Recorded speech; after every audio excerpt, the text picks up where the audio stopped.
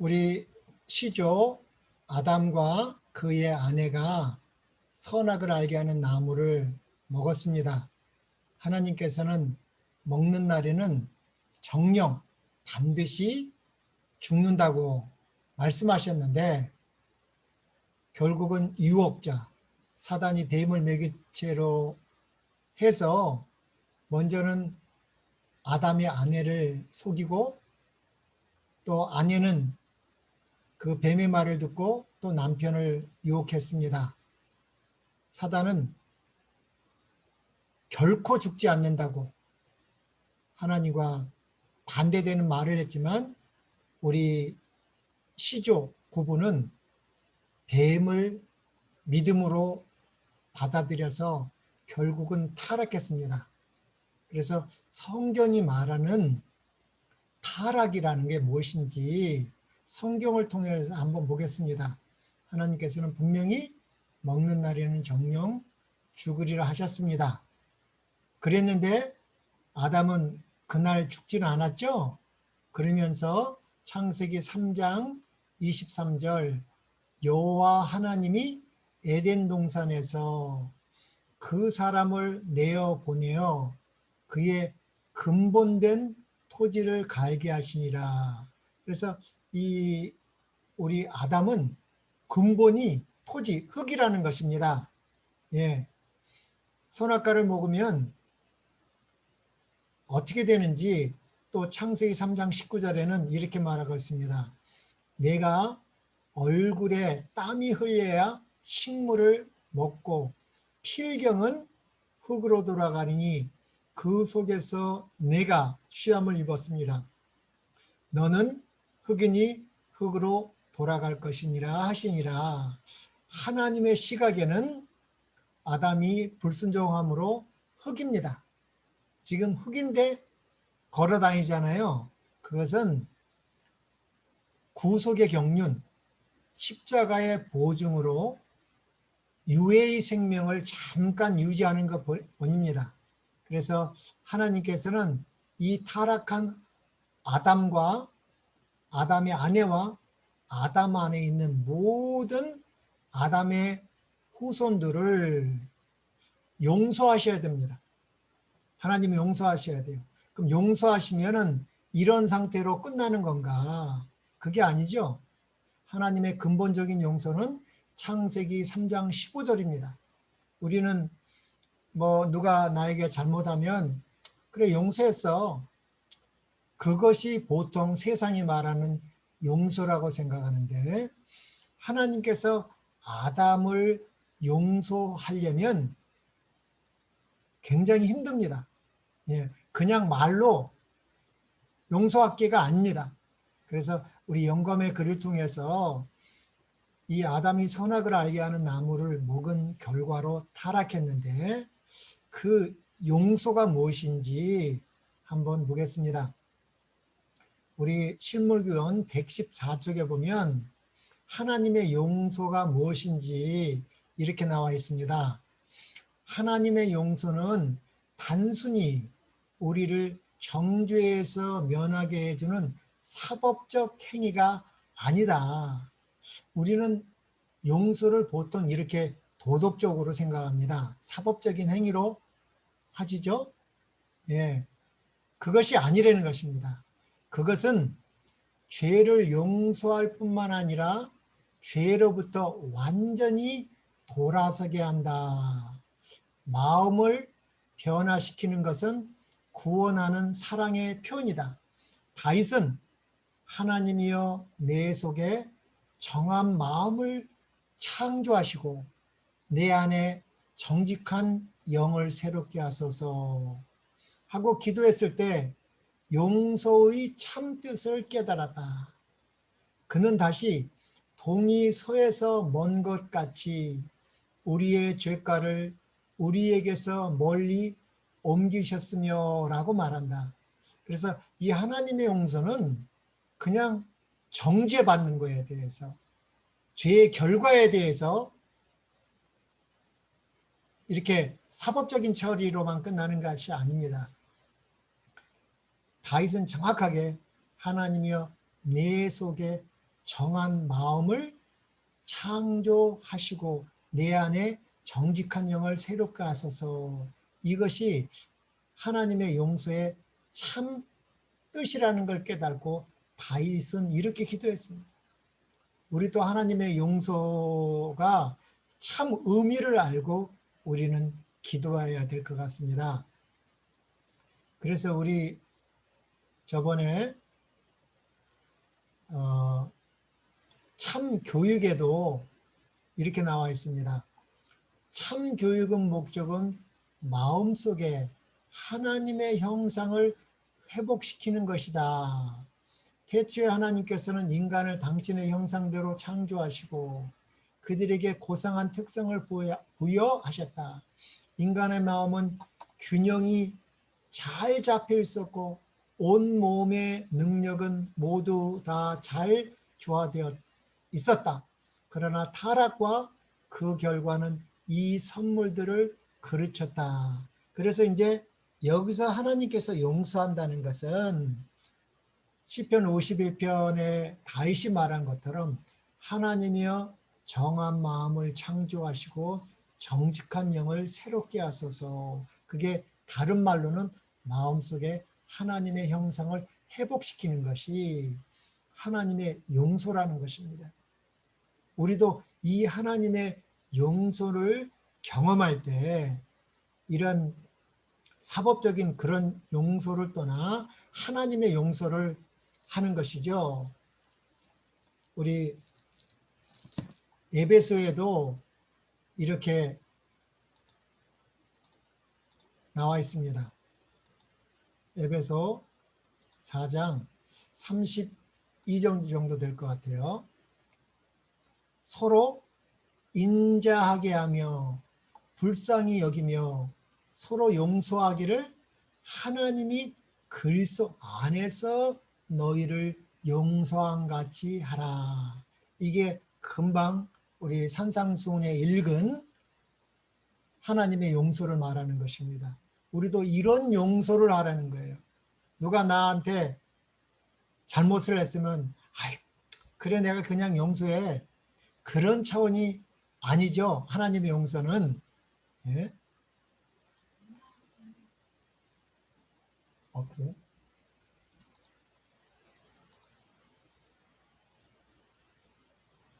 소리가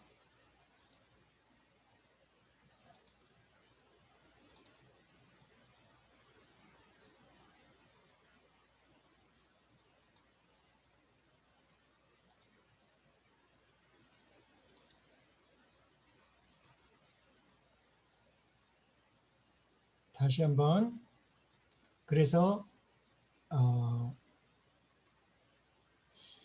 아담과 하와의 죽음의 원인이 무엇인지 다시 한번 살펴보겠습니다.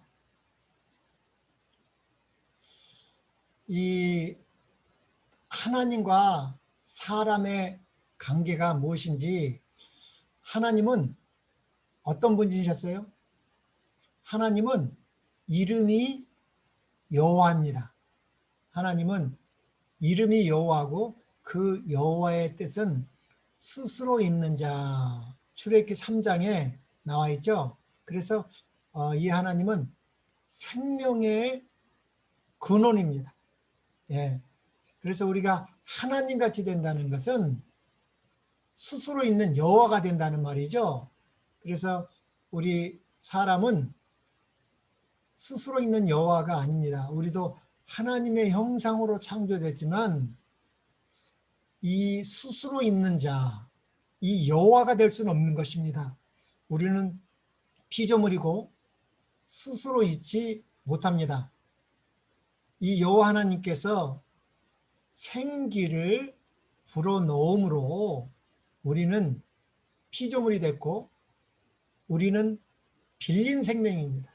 이 생명의 근원은 여호와 하나님이시고 이 빌린 생명이 하나님께 돌아가 버리면 우리는 어떻게 되는 거예요? 그것이 타락했다는 것입니다. 그래서 우리 하나님과 같이 된다. 사단이 셋째 하늘에서 이 하나님을 반역하고 사단이 돼서 하나님같이 되려고 했습니다. 하나님같이 된다는 것은 스스로 있는 자가 되려 함이라. 그래서 우리는 이 하나님의 이름을 존중히 여기라는 것입니다. 예. 우리 주기도문에도 그렇게 나와 있죠. 주기도문 마태복음 6장에도 이렇게 나와 있습니다. 그러므로 너희는 이렇게 기도하라. 하늘에 계신 우리 아버지여, 이름이 거룩히 여김을 받으시오며. 이름이 거룩히 여김을 받는다는 말은 다르다는 것입니다. 가장 쉬운 말로 말하면 이 거룩이란 말은 하나님은 우리와 다르다는 거예요. 이름이 달라요. 그분은 이름이 여호와, 그분은 스스로 계신 분이고 우리는 스스로 있을 수 없는 것입니다. 예. 그리고 우리 호세아 4장 6절에는 내 백성이 지식이 없음으로 망하는도다 했습니다. 이 하나님의 백성이 지식이 없어 망하는데 무슨 지식일까요? 호세아 6장 3절에는 또 이렇게 나왔습니다. 그러므로 우리가 누구를 알자? 하나님인데 여기는 하나님의 이름 여호와를 알자. 힘써 여호와를 알자. 그의 나오심은 새벽빛같이 일정하니 비와 같이 땅을 적시는 늦은 비와 같이 우리에게 임하시리라. 그래서 이 호세아 6장 3절에는 삼위 하나님이 다 나와 있습니다.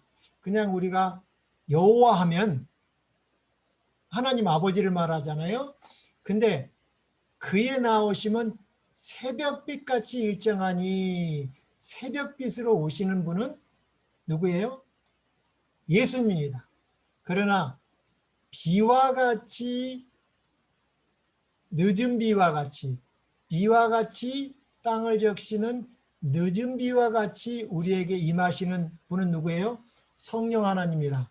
그래서 호세아 6장 3절에서는 우리가 늦은 비 성령 하나님을 말할 때는 이 호세아 6장 3절을 말하죠. 그러니까 전체적으로 말하면 늦은 비 성령이니까 성령 하나님입니다.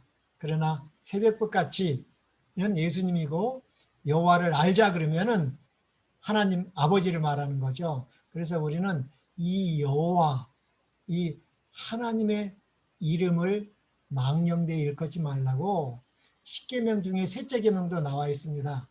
그래서 우리는 이 여호와를 잘 알아야 됩니다. 절대 우리는 스스로 있는 자가 아닙니다. 하나님 같이 된다는 것은 스스로 있는 자가 된다는 것이고 스스로 있는 자가 되면 여호와 하나님께서 우리에게 주신 생명과 존재를 반납해야 되는 것입니다. 그거는 우리가 빌린 것입니다. 하나님이 그래서 이 스스로 있는 자가 되려면 이 생명을 반납하면 그것이 죽음이라는 것입니다. 죽음. 아담은 은혜의 기간이 있었기 때문에 지금 육체의 생명이 930살까지 살았지만 이 하나님의 영원한 생명은 먹는 날 잊어버렸습니다. 그래서 이 피조물은 절대 스스로 있지 못합니다. 이것이 죽은 생명입니다. 우리는 스스로 있지 못한다는 것을 명심해야 하는 것이 하나님의 이름을 거룩히 여기라는 거예요. 아버지의 이름이 거룩히 여기 없으며 우리 주기도문에서 그 말을 말하는 것입니다. 그래서 우리는 받음으로만 살 수 있습니다. 생명도 받아야 되고 또 우리가 빌린 생명을 유지하는 것도 하나님께서 보존해 주셔야 됩니다. 그래서 아담은 지금 살아있는 것 같지만 하나님의 시각에는 죽은 것입니다. 우리 예수님께서 이렇게 말씀하셨습니다. 마태복음 8장 21절로 22절에 보면 제자 중에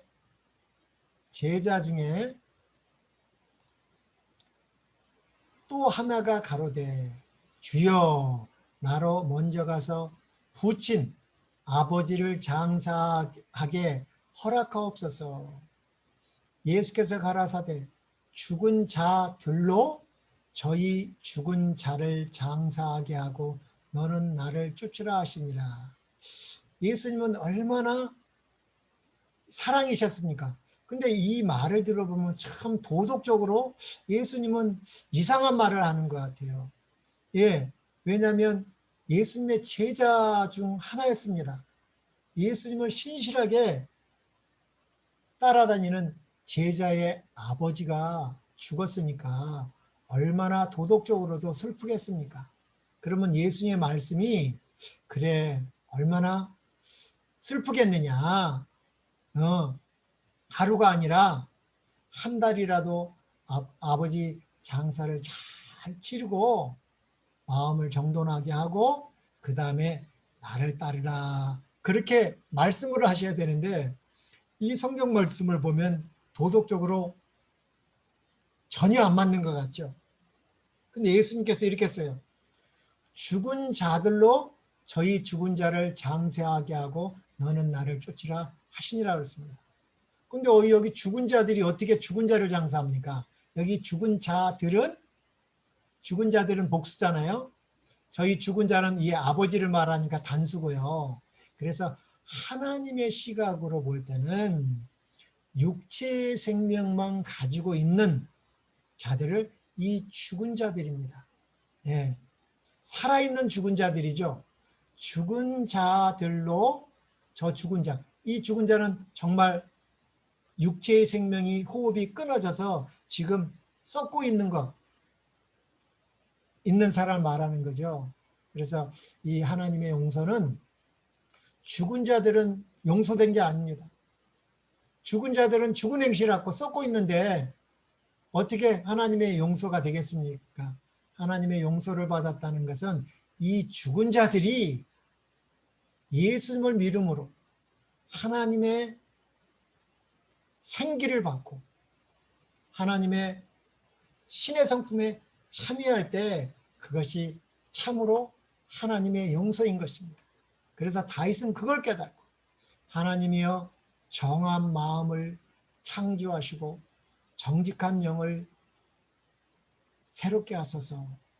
그렇게 하나님의 참 용서의 뜻을 아셨습니다. 그렇기 때문에 하나님은 아담을 용서하시려면 예수님께서 생명을 버리셔야 됩니다. 피를 흘려야지만 우리를 근본적인 용서가 이루어지는 것입니다. 그래서 이 피조물은 절대 스스로 있지 못하다는 것을 우리는 하나님의 이름을 거룩히 여기라는 것입니다. 그래서 죄의 싹은 사망이요. 예. 죄는 사망입니다. 죽음이라는 걸 알아야 됩니다. 그래서 이 죽은 자들이 하는 것이 죽은 행실이고, 그래서 히브리 6장에는 이 그리스도의 도의 6가지 초보 중에 제일 먼저 우리가 해야 될 것이 죽은 행실을 회개하는 것입니다. 예. 그래서 죄는 스스로 있는 자가 되려 하는 것이, 우리는 절대 피조물이라는 것을, 우리가 피조물이라는 것을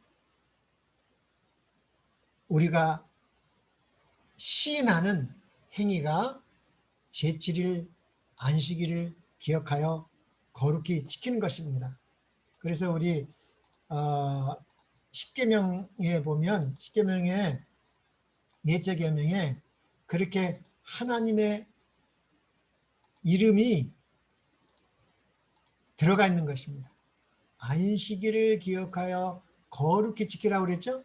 이 거룩히 또 아버지의 이름을 거룩히 여기라는 거나 엿새 동안은 힘써 내 모든 일을 행할 것이나 제7일은 너희 하나님 여호와의 안식일인즉 너나 내 아들이나 내 딸이나 내 남종이나 내 여종이나 내 육직이나 내 문 안에 있는 유하는 객이라도 아무 일도 하지 말라.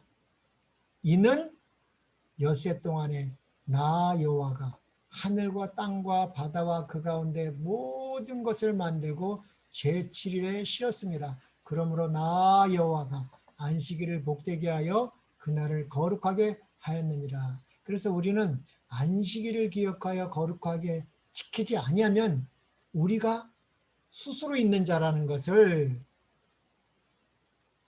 행동입니다. 스스로 있는 자라는 것. 그래서 우리가 여호와의 안식일을 지킬 때 우리는 스스로 있을 수 없는 피조물이고 우리는 하나님이 우리에게 주신 생명을 받아야만 영원히 살 수 있는 것을 시인하는 행위가 예배고 경배인 것입니다. 그래서 안식일에 이렇게 하나님의 이름, 이 여호와가 이렇게 많이 나오는 것입니다. 그래서 아무 일도 하지 말라고 그랬습니다. 이 안식일은 아무 일도 하지 말라고 그랬죠. 누구도요? 내 아들이나 내 딸이나 내 남종이나 내 여종이나. 근데 이 육축이 어떻게 아무 일도 하지 말까? 그래서 답이 나온 것입니다. 여기서 아무 일도 하지 말라는 것은 창조와 구원에 대해서 우리가 할 것이 없다는 것입니다. 창조와 구원에 관한 것입니다. 그래서 이는 엿새 동안에 나 여호와가 하늘과 땅과 바다와 그 가운데 모든 것을 만드시고 창조에 관한 것은 우리가 이 닭이나 소나 말이나 여종이나 남종이나 오직 여호와만이 스스로 계신 자만이 할 수 있다는 것입니다. 이 창조에 관한 것은 우리가 할 게 없습니다. 또 한 번 이 십계명이 성경에 총 2번 나옵니다. 출애굽기 20장하고 신명기 5장의 십계명이 완전히 다 나오는데 넷째 계명만 다릅니다. 넷째 계명. 출애굽기 20장은 창조에 관한 여호와, 그리고 신명기 5장에는 부활에 관한 안식일입니다. 우리 신명기도 한번 보겠습니다. 신명기 5장 보겠습니다. 여기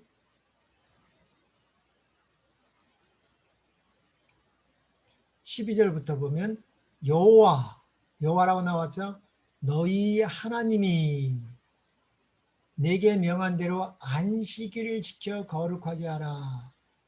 엿새 동안은 힘써 내 모든 일을 행할 것이나 제7일은 너희 하나님 여호와의 안식일인즉 너나 내 아들이나 내 딸이나 남종이나 여종이나, 여기는 소나 낙이나 모든 육축이나 내 문 안에 유하는 객이라도 아무 일도 하지 말고 내 남종이나 내 여종으로 너같이 안식하게 하라. 여기서 또 아무것도 하지 말라고 그랬잖아요. 여기서 우리 유대인들은 잘못해서 엘리베이터 버튼도 안 누른답니다. 화장실 보면은 그 플러싱 버튼도 안 눌린다고 그러죠. 이거를 오해한 것입니다. 여기 보면 아무 일도 하지 말라. 이게 무슨 말인가? 15절에 나와 있어요. 너는 기억하라. 내가 애굽 땅에서 종이 되었더니 너희 하나님 여호와가 강한 손과 편팔로 너를 거기서 인도하여 내었나니 그러므로 너희 하나님 여호와가 너를 명하여 안식일을 지키라 하였느니라. 그래서 아무 일도 할 수 없습니다. 창조에 관한 것, 우리 애굽에서 이 죄의 세상에서 우리가 구원받는 것은 우리가 남종이나 여종이나 소나 낙이나 우리가 할 게 없는 것입니다. 오직 스스로 존재하시는 여호와만이 하실 수 있습니다.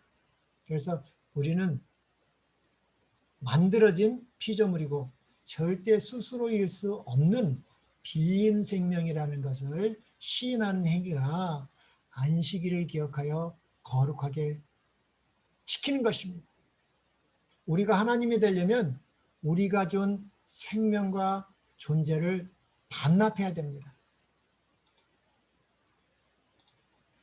그래서 이 사단은 이렇게 하나님같이 된다고 그랬습니다.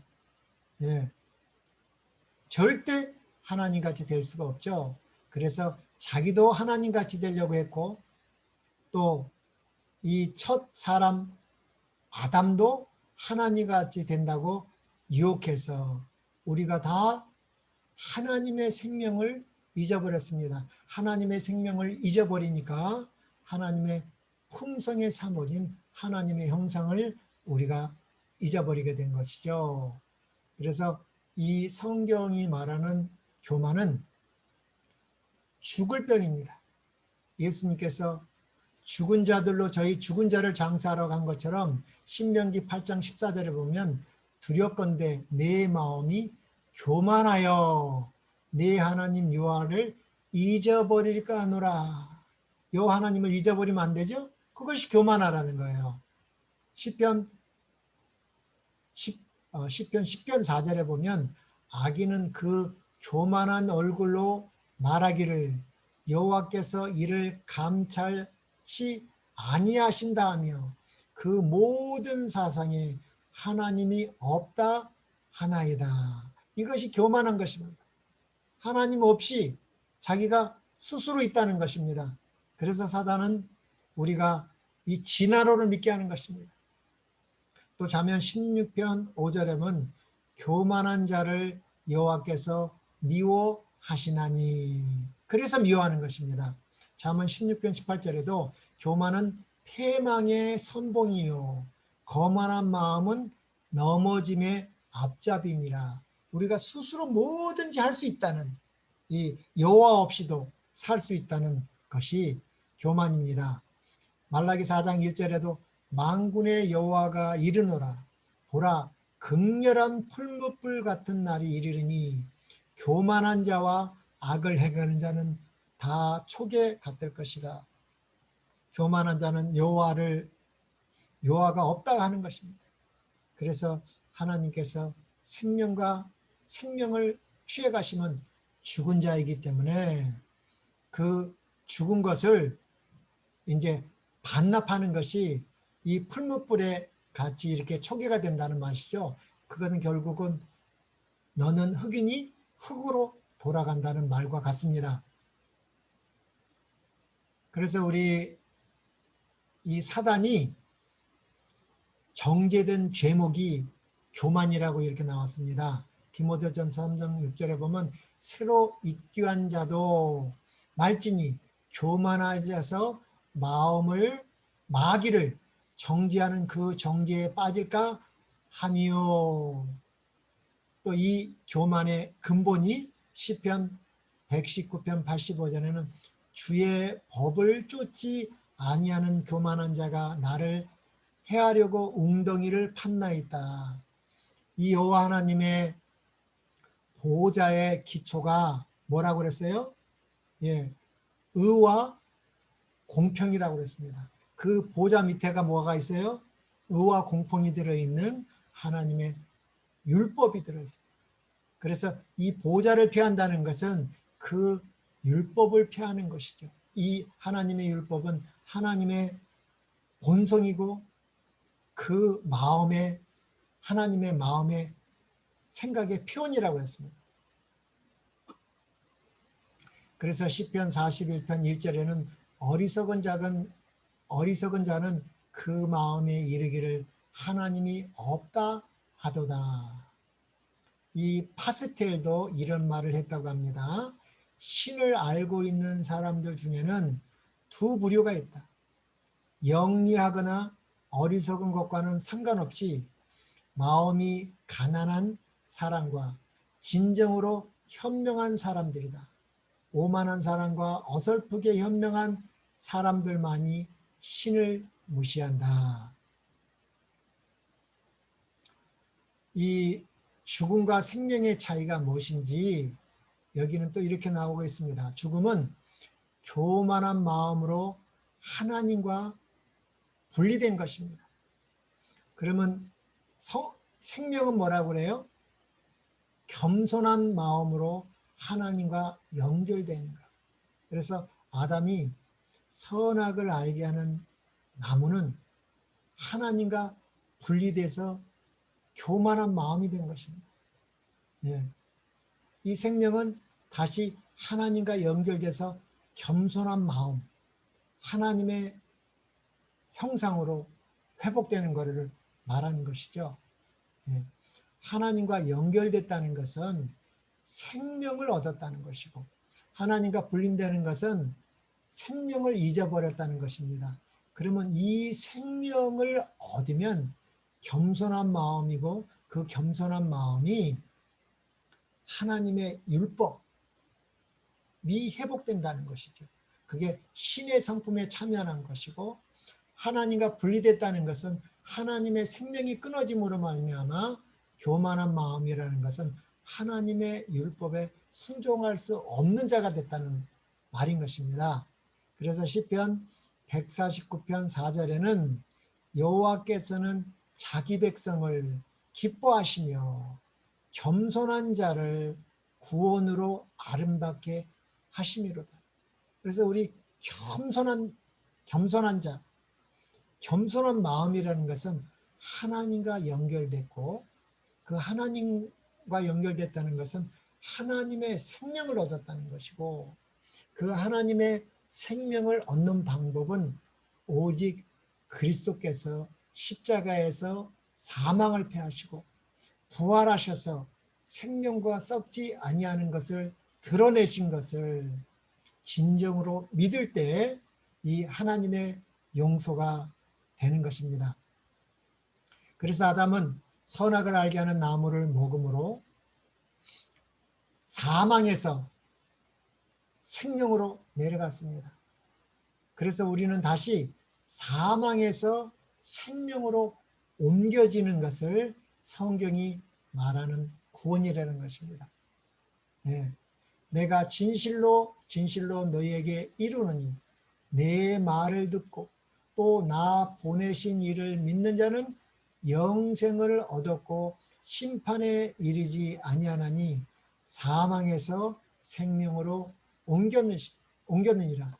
이것을 진정으로 믿음으로 받아들일 때 하나님의 용서가 이루어졌다는 것이죠. 하나님은 죽은 자를 와 함께 하실 수 없기 때문에 진정한 용서가 될 수가 없습니다. 하나님의 용서를 믿는 것은 사망에서 생명으로 옮겨졌다는 것을 믿을 때 이루어지는 것입니다. 우리 창세기 3장 9절에 이 하나님의 부르심이 있습니다. 먼저 아담은 이 선악을 알게 하는 나무를 먹음으로 창세기 여자가 그 나무를 본즉 먹음직도 하고 보암직도 하고 지롭게 할 만큼 탐스럽기도 한 나무인지라 여자가 그 실과를 따 먹고 자기와 함께한 남편에게도 주매 그도 먹었습니다. 이것이 성경이 말하는 타락입니다. 먹으면 어떻게 돼요? 예, 하나님의 생명을 잊어버린다는 것입니다. 그래서 7절에는 이에 그들이 눈이 밝아, 예, 사단이 눈이 밝아 하나님같이 된다고 그랬잖아요. 예, 근데 여기 그들이 눈이 밝아 자기들의 몸이 벗은 줄을 알고 라는 것은 뭐예요? 원래는 하나님의 생명이 있을 때는 그 생명의 성질이 빛의 옷으로 나타났기 때문에 벌거벗었으나 부끄럽지 않았다고 그랬습니다. 그래서 이 벌거벗었다는 것은 눈이 밝아 죄의 결과를 알았다는 것입니다. 죄의 결과가 뭔지, 하나님의 생명을 잊어버렸습니다. 예. 그렇기 때문에 이 무화과 나무 잎을 엮고 치마를 하였더라. 예. 그래서 이거는 하나님의 의가 아니라, 그리스도의 의가 아니라, 이것을 무슨 의라고 그래요? 자기의 의라고 그럽니다. 자기의 의. 이것은 이제 율법으로 말미암는 의, 내가 행함으로 말미암은 의라고도 신학적으로는 말하고 있습니다. 예. 그래서 여기 벗었다는 것은 하나님의 생명을 잊어버렸습니다. 예. 그래서 8절에 그들이 날이 서늘할 때에 동산에서 거니시는 여호와 하나님의 음성을 듣고 아담과 그 아내가 여호와 하나님의 낯을 피하여 동산나무에 숨었다는 것입니다. 죽은 자들은 하나님을 피합니다. 죽은 자들은 하나님의 생명을 잊어버렸기 때문에 하나님과 어떻게 해요? 분리되었습니다. 그래서 생명이신 산 하나님을 만날 수가 없는 것입니다. 그래서 동산 나무 사이에 숨었죠. 예, 그 나무에 숨은 여호와 하나님이 모를까봐. 참 죄인들은 이렇게 어리석은 것 같아요. 그래서 이제 이 하나님의 최초의 부르심이 있는 것입니다. 성경에 말하면 최초의 하나님의 구원으로의 부르심이 창세기 3장 9절입니다. 하나님은 부르셨고 또 아담은 그것에 이 구원의 부르심에 응답했습니다. 여호와 하나님이 아담을 부르시며 그에게 이르시되 내가 어디에 있느냐? 내가 어디에 있느냐? 참 이 말은 중요합니다. 아담이 지금 어디에 있어요? 예. 하나님께서 전능하신 여호와 하나님께서 이 동산나무 사이에서 숨은 줄을 모르고 내가 너 어디 숨어 있느냐? 너 어디 있느냐? 그거를 물어보는 것이 아니죠. 여기서 내가 어디 있느냐? 아담아 내가 어디 있느냐는 것은 그것은 아담은 십자가 곧 둘째 사망의 자리에 있다는 것입니다. 그 자리는 결국은 누구의 자리가 되는 거예요? 이 여호와 하나님이 부르셨기 때문에 이 여호와 하나님이 누구예요? 예수 그리스도이십니다. 이분이 네가 선 자리, 아담 둘째 사망 그 자리에 서야 되시는 것이죠. 그러지 않으면 아담 안에서 모든 인류가 둘째 사망 안에 있기 때문에 아담이 선 자리는 누가 대신 서야 돼요? 마지막 아담이신 이 여호와 하나님이 부르신 예수님이 아담의 선 자리를 서야지만 아담과 그의 후손들이 살아날 수 있다는 것입니다. 그런데 아담이 대답을 안 해버리면 그냥 둘째 사망하고 가는데 아담이 이 구원의 부르심에 응답을 했습니다. 가로되 내가 동산에서 하나님의 소리를 듣고 내가 뭐 했으므로? 벗었으므로 두려워하여 숨었나이다. 아담은 자기가 벗었다는 것을 하나님의 말씀에 불순종함으로 내가 사망의 몸이 됐다는 것이죠. 죽은 자가 됐다는 것을 알았죠. 예. 가라사대 요한하나님께서 가라사대 누가 너의 벗었음을 내게 고하였느냐? 내가 너더러 먹지 말라 명한 그 나무의 실과를 내가 먹었느냐? 하나님께서는 물으십니다. 아담을 구원하시기 위해서 아담이 하나님이 창조해 주시고 하나님의 형상으로 빚어 에덴 동산에 아담의 모든 것을 하나님께서 선택해 줬는데 아담이 싫다고 스스로 선악을 알게 하는 나무를 먹고 흙으로 돌아간 것이 아니라 여호와 하나님께서 지금 변호하고 있는 것입니다. 누가 너의 벗었음을 내게 고하였느냐는 누가 너를 이렇게 벗게 했느냐. 내가 너더러 먹지 말란 그 나무의 실과를 내가 먹었느냐. 네가 먹긴 먹었는데 어떻게 해요? 유혹으로부터 먹었다는 것이에요. 누군가로부터.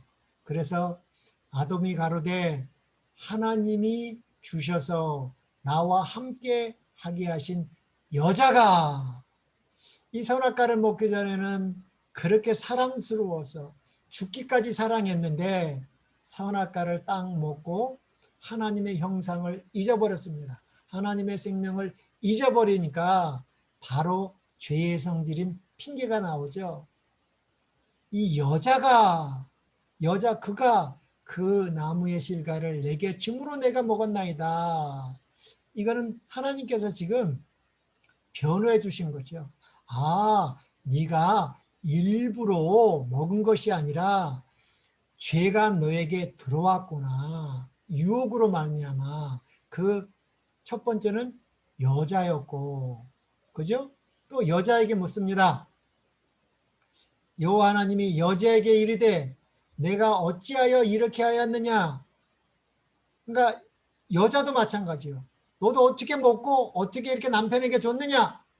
그러니까 여자가 가로되 뱀이 나를 꾀므로 내가 먹었나이다. 그러니까 여자도 어떻게 된 거예요? 스스로 먹은 것이 아니라 이 사단이 뱀을 매개체로 해서 유혹함으로 먹었나이다. 그래서 이제 창세기 3장 14절에 여호와 하나님께서 이제 아담이 나왔고 두 번째는 아담의 아내가 지금까지는 여자입니다. 하와가 아닙니다. 여자가 나왔고 그 다음에는 뱀, 사단에게 창세기 3장 16절에 이르는 것입니다. 내가 이 뱀에게도 회개할 기회를 줘야 되나요? 아니죠. 이 뱀은 넘어야 할 선을 벌써 넘었습니다. 셋째 하늘에서 그렇게 예수님이 탄식하시면서 오랫동안 참았지만 끝까지 자기가 하나님같이 되는 것. 이 하나님같이 되려면 뭘 패야 돼요? 하나님의 율법은 공평하지 않다고. 이 하나님의 율법이 없어져야지 우리가 더 나은 지혜를 얻는다고. 자기가 하나님이 되면 이 율법을 폐하겠다고 그렇게 사단이 말했기 때문에 결국은 사단은 회개할 기간을 넘었습니다. 그러나 바로 이 사단을 심판하지 않은 이유는 우주교민들이 이 죄의 성질이 무엇인지 올바른 깨달음을 갖지 않은 상태에서 사단을 심판하면 그 우주거민들이 어떻게 해요? 두려워서 하나님을 섬기는 것입니다. 사랑의 봉사로 하나님의 그 놀라운 이 창조주 하나님의 품성과 사랑을 깨닫지 못하고 두려워서 하는 봉사는 하나님께서 받지 않으십니다. 그래서 하나님께서는 죄가 진행되도록 사단이 이 죄를 진행하도록 놔둬서 그 죄의 결과가 무엇인지 십자가를 통해서 모든 선한 천사든 악한 천사든 우주 교민들이 이것을 깨닫고 자원하는 마음으로 사랑의 봉사를 하기를 원하셨던 것이죠. 그래서 이 사단에게선 더 이상 은혜의 기간이 없었습니다. 그래서 이 사단에게는 바로 저주가 내는데 내가 이렇게 하였으니 내가 모든 육축과 들의 모든 짐승보다 더욱 저주를 받아 배로 다니고 종신토록 흙을 먹을지니라. 그래서 많은 사람들이 이 뱀은 죽을 때까지 흙을 먹는다고 그러는데 저는 흙을 먹는 걸 못 봤어요. 예, 그래서 여기 흙을 먹는다는 말이 무엇인지 좀 밑에 가면 답이 나와 있습니다. 그래서 이 저주, 받기 전에는 참 화려한 새였죠. 아담과 그의 아내가 굉장히 가까이서 좋아한 이 뱀이었습니다. 아담이 뱀을 지어줬고, 이 뱀은 하나님께서 엿새 동안에 창조하실 때 제일 먼저 복을 주신 짐승이었지만, 뱀을 매개체로, 이 사단이 뱀을 매개체로 인류를 타락시켰기 때문에 하나님께서는 그때 저주를 내려서 배로 다니고 이 종신토록 흙을 먹는다는 것은 이렇게 나왔습니다. 이 저주를 받는다는 표현이에요. 예. 아담에게 이르시되 내가 내 아내의 말을 듣고 내가 너더러 먹지 말라 한 실과를 먹었으니 땅은 너로 인하여 저주를 받고 너는 종신토록 수고하여 소선을 먹는다. 그래서 이 흙을 먹는다는 것은 저주를 받는다. 그 표현을 이렇게 말한 것이라고 합니다. 그래서 이제 창세기 3장 15절은 이 여호와 하나님과 너 뱀에게 대쟁투를 선언하는 것이죠. 그래서 여기 내가는 그리스도, 예, 이제 여호와 하나님께서 이 사단으로 이제 전쟁을 할 분이 여자의 후손이라는 것이죠. 예, 이 여자의 후손을 통해서 우리가 다시 하나님의 형상으로 회복될 때 그 하나님의 참 용서의 의미를 깨닫게 된다는 것입니다. 그래서 이제 이렇게 여호와 하나님이 아담을 부르시며 이게 최초의 하나님의 부르심이고 이 아담이 그거에 대한 응답을 했습니다. 내가 어디 있느냐? 그것은 아담이 서 있는 그 자리는 누가 서야 돼요? 말씀 하나님이셨던 그분이 사람이 되어 오셔서 아담이 지금 서 있는 그 자리를 마지막 아담이 쓰시겠다는 말인 거죠. 그래서 내가 어디 있느냐고 물었고, 그래서 이 아담은 벗었다고 그랬습니다. 예. 그래서 이 선악의 대쟁투가 선포되고 창세기 3장 15절 내가 너로 여자와 원수가 되게 하고 너의 후손도 여자의 후손과 원수가 되게 하리니 여자의 후손은 내 머리를 상하게 할 것이요 너는 그의 발꿈치를 상할 것이니라 하시고, 그죠? 이렇게 이제 저주를 받아서 이렇게 됐다는 말이죠. 예. 그래서 이 여자의 후손이라는 새 언약을 주셨습니다. 예수님께서 십자가에서 새 언약을 성취하시면 새 언약이지만 새 언약이 성취되기 전까지 짐승을 드려 희생제물을 드릴 때는 그것은 은혜의 언약이라고 했습니다. 예. 그래서 이 성경에 말하는 여자는 누구인가? 열왕기하 19장 21절에 보니까 여호와께서 아수르 왕에 대하여 이같이 말씀하시기를 처녀 딸 시온이 너를 멸시하며 너를 비웃으며 딸 예루살렘이 너를 향하여 머리를 흔들었느니라. 그래서 구약의 여자는 이스라엘을 말하는 것이고 또 고린도후서 11장 2절에 내가 하나님의 열심으로 너를 위하여 열심 내노니 내가 너희를 정결한 처녀로 한 남편인 그리스도께 드리려고 중매함이로라. 그래서 신약의 여자는 교회인 것입니다. 예?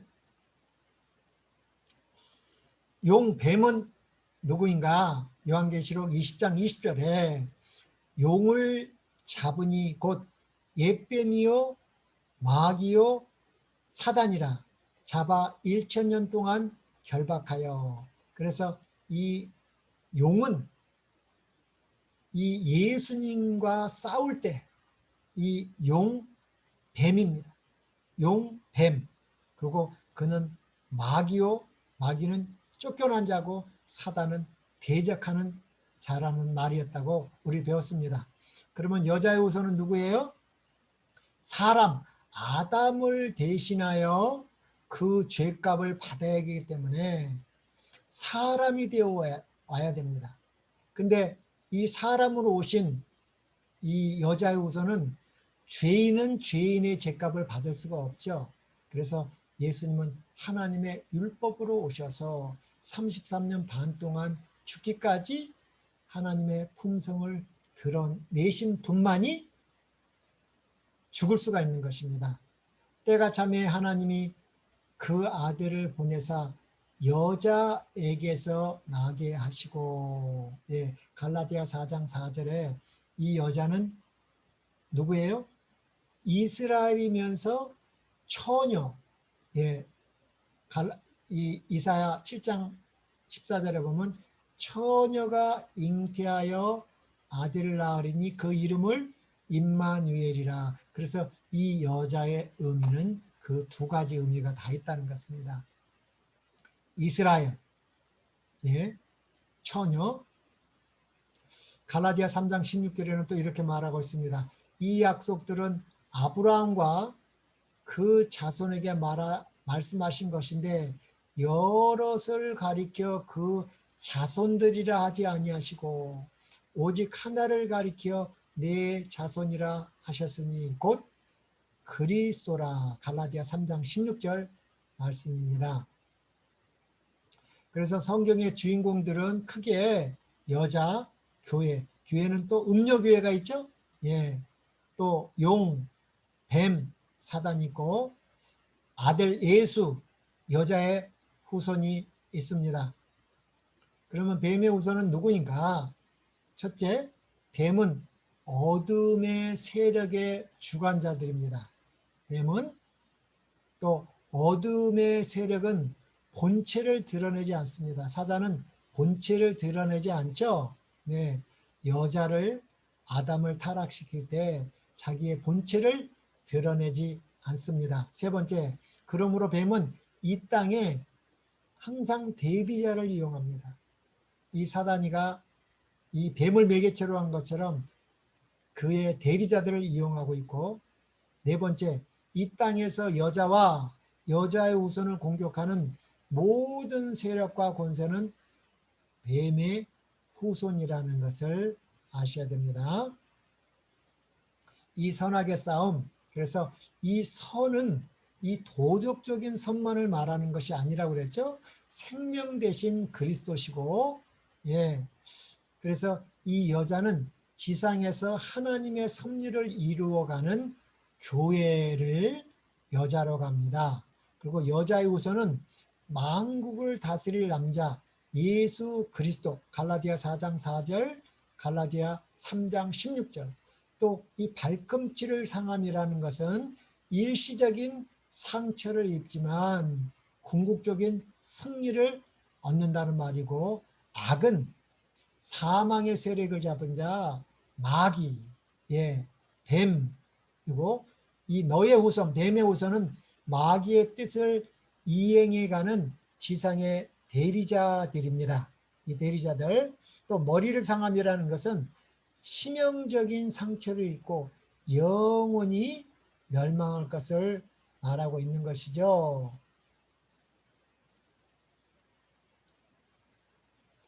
그래서 이 창세기 3장 15절에 발꿈치를 상한다는 말은 십자가에 죽으시고 부활하시고 승천, 다시 오리라고 승천하셨죠?